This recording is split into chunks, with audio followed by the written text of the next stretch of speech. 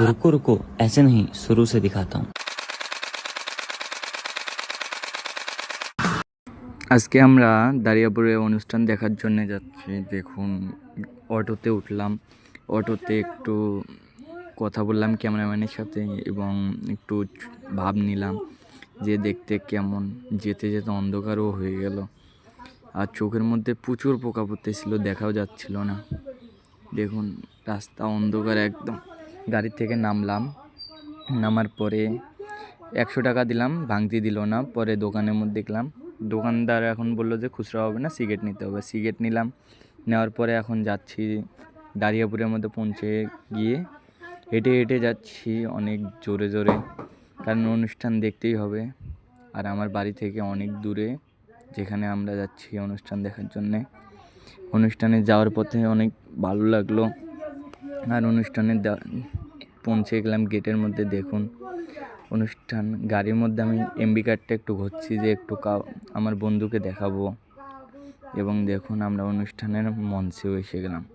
অনুষ্ঠানের মধ্যে আসার পরে প্রস্তুতি নিচ্ছে এবং বক্স চেক করতেছিল। আমরা নেত্রকোনা অঞ্চলের দুইটা বিয়ার গীত নামলেন, নেমে কিছু কথা বললেন যে আমরা অনুষ্ঠান এখন শুরু করব, আমাদের অনুষ্ঠান অনেক সুন্দর হবে এবং আমরা অনেক দূর দূরান্ত থেকে এসেছি আপনাদের এই জায়গার মধ্যে অনুষ্ঠান করার জন্যে।